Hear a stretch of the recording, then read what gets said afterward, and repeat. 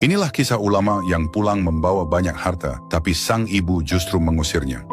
Peristiwa ini terjadi pada abad kedua Hijriah di wilayah Makkah Al-Mukarramah. Pernah hidup seorang ulama besar bernama Imam Syafi'i, penggagas mazhab Syafi'i yang diikuti oleh sebagian besar umat Islam di Indonesia. Beliau lahir dalam keadaan yatim. Ibunya, Fatimah Al-Azdiyah, membesarkannya dengan penuh kesabaran.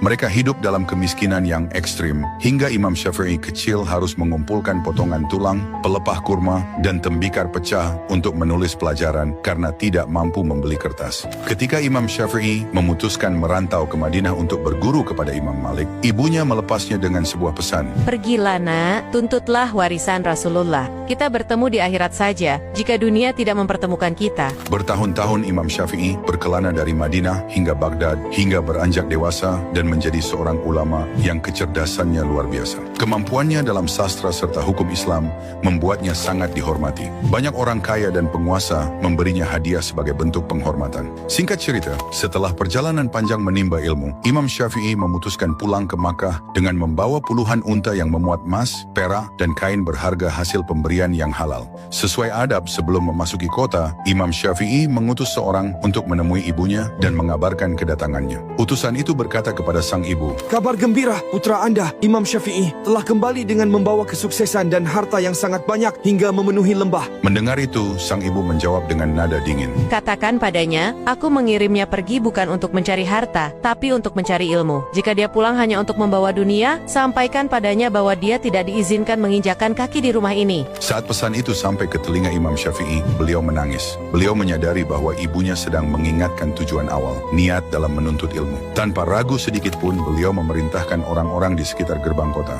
Wahai penduduk Makkah, siapa yang butuh unta, ambil. Siapa yang butuh emas, ambil. Siapa yang butuh kain, ambil. Dalam hitungan jam, harta yang dikumpulkan bertahun-tahun itu ludes dibagikan kepada fakir miskin di pinggiran Makkah. Beliau hanya menyisakan tumpukan kitab, catatan ilmu, dan pakaian yang melekat di badan. Imam Syafi'i kembali mengirim utusan. Katakan pada ibuku, hartanya sudah habis dibagikan. Yang tersisa hanyalah Syafi'i dan ilmunya. Mendengar itu, tangis sang ibu pecah. Beliau membuka pintu rumahnya lebar-lebar dan memeluk putranya seraya berkata, Sekarang, ibu rida padamu. Inilah harta sejati yang ibu harapkan darimu.